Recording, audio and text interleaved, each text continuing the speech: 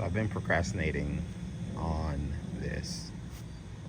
So we had grass installed, and then we were like, let's not put any grass here, and we'll do like a lifted flower bed type thing. And then we just took too long, and now the grass is growing in our spot. So today, we're gonna be plucking grass, and then hopefully, if the sun is merciful enough, I'll also have some time or ability to start installing the brick wall to make the lifted flower bed. So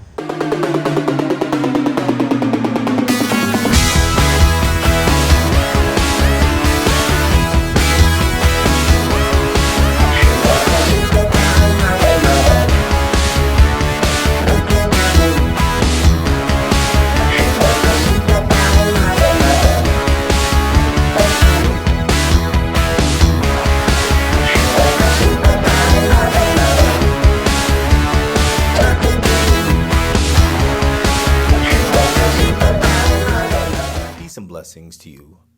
Hope y'all have been well. Because thanks to you all, we're on the third video. I honestly didn't think I'd make it this far. But y'all keep pushing me to keep pursuing the Izzy life. So let's go. This weather, y'all, is actually getting tolerable lately. So today, I'm doing something I've wanted to do for a long time. Gardening on my 235 acres of land.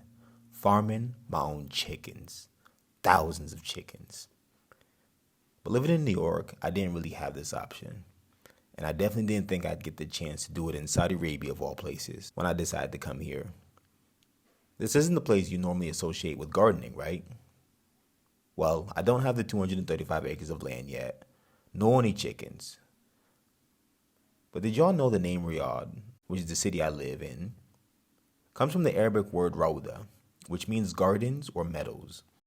So we're gonna make Riyadh in Riyadh.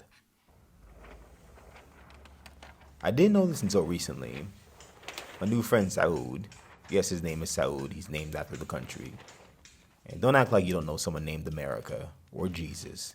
But he's literally the encyclopedia of all things Saudi Arabia. And he was telling me, Ismail, this might surprise you, because Saudi Arabia is known for its vast deserts. But long ago, Riyadh was a green oasis, a meeting place for natural springs and valleys, and where gardens flourished.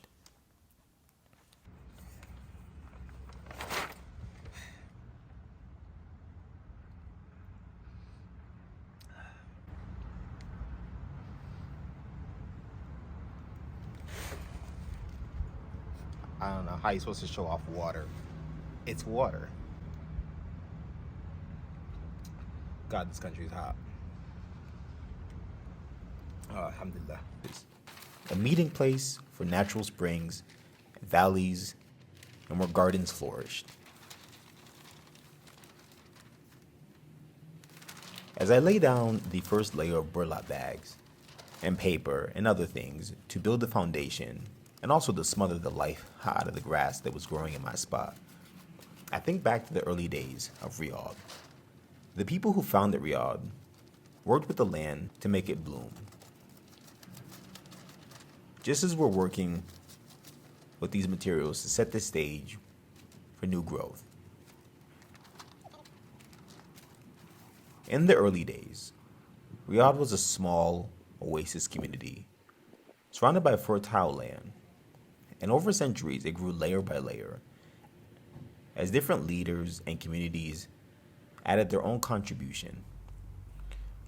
I think Saud was saying that it was by the 18th century that it all became part of the first Saudi state. If I'm wrong on that, please feel free to correct me down in the comment section. But that's when things really started to expand. Speaking of expanding, while I was doing this, I started to feel a little bit stiff. So I said, you know what? Let's go ahead and do some yoga. And I'd love if you went along and did it with me as well. It wouldn't be an easy life if you don't take care of your body.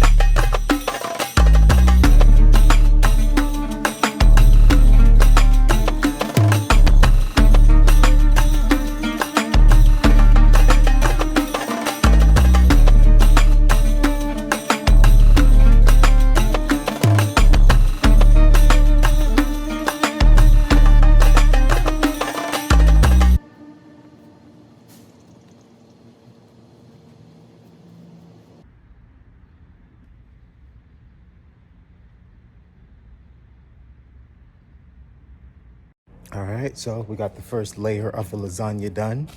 Leaves. Next up, compost.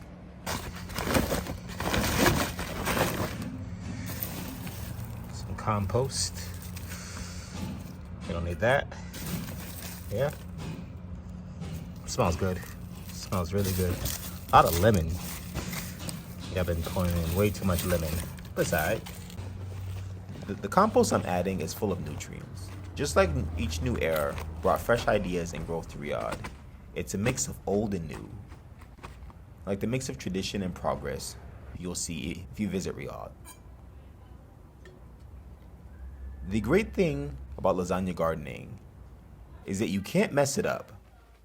At least that's what I'm telling myself as I throw everything I can find into it.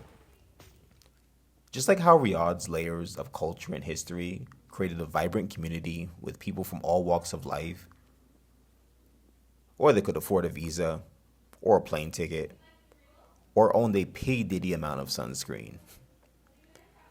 Which I'm not even wearing while making this video, I realized later as I suffered from really bad sunburn. Seriously, if you guys are coming out here, wear sunscreen. Riyadh grew by blending Bedouin, which is basically the people from Dune, but in real life, traditions with modern innovation. Much like this garden bed combines the strengths of different materials, it's a reminder that even in challenging environments, you can create something sustainable and thriving. So if you're looking for an easy life, probably try looking around you and see what's around that you can use to build what's right for you. Coming back to Riyadh after 15 years, you see all these skyscrapers, bustling capital and whatnot. Seriously, things have really changed in the last 15 years. Actually, Saud was telling me that right where I live, which I thought was a really nice neighborhood, suburbs, looks pretty cool and all that, is actually where not long ago his grandma owned a goat farm. Kind of funny. But in a way, Riyadh has become a large lasagna garden. And I think that's pretty cool.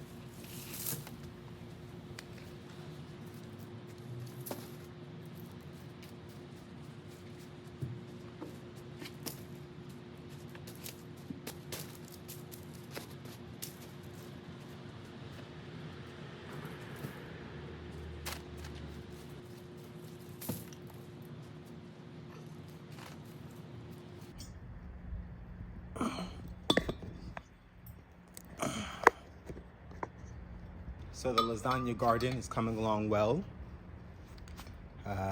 Yes, it's been fun. It's going well. The sun is still being pretty forgiving. Nope, I lied. He's right there. He's right there. He's looking for me. He's looking for me. It's all right. We're good. We're good. I think I got a couple more hours to be out here. So, as if I had a watch. I don't know what time it is. I feel like this feels like 1 p.m. heat. Funny story. First girlfriend I ever had, I wooed her by making her a lasagna, and it did the trick. So shout out to lasagna. If you can't cook, maybe you can garden. I think this is pretty easy. Just paper, compost, random dirt,